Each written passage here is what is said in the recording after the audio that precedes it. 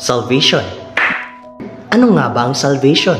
Tara, pakinggan natin kung anong nakasabi sa Biblia para maintindihan natin kung ano ang salvation. Libraw ng mga pekado. Kay todo kita, mga pekador, iya pwede kita na presensya ng Diyos, so nesesita kita, Salvador. Ese, amo si Jesucristo. The word salvation comes from Latin salvare, means to save. Saving from dangers. Nganong naa sa dangers? Kay nakasala ang tanan ug nahilayo sa himaya sa Dios. Salvation involves redemption of the whole person and is offered freely to all who will repent and believe the good news of Jesus. Salvation is a manifestation of God's great love for us. Though we are undeserving, it is a gift from our merciful and gracious God. For me, salvation is a deliverance. Salvation is a free gift from God for those who believe in the name of Jesus Christ. Bakit natin kailangan ang salvation? We need salvation because we all have sinned and fallen short of the glory of God. Todo, no hay ningunos ka naton hindi pekador.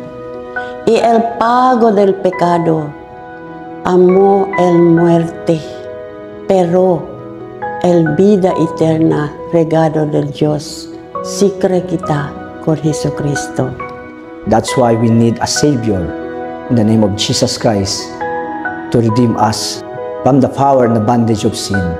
Accepting salvation and acknowledging Christ as our personal Lord and Savior is the only way for us to be free from the bondage of sin and be reconciled to God. Mula nang pumasok ang kasalanan sa mundo, tuluyan ang nasira ang relasyon ng tao at ng Diyos. Sa paano tayo makakabalik sa Diyos? Ya habla na Juan 3:16. Por causa del grande amor de Dios con el mga gente, ya mandale kun el di suyo único Hijo aquí na mundo, para aquellos quien ay tener fe con Él, hindi ay perder di ila alma, sino ay tener vida eterna.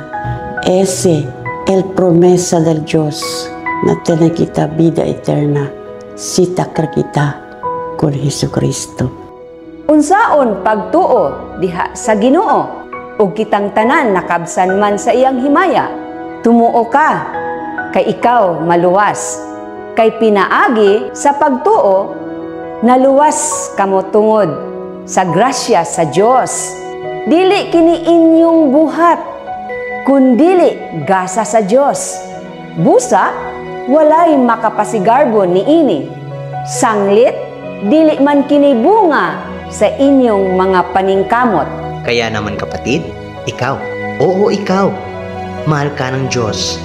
Ngayon ang oras para magsisi at tanggapin si Jesus ng buong puso. Now is the day for salvation.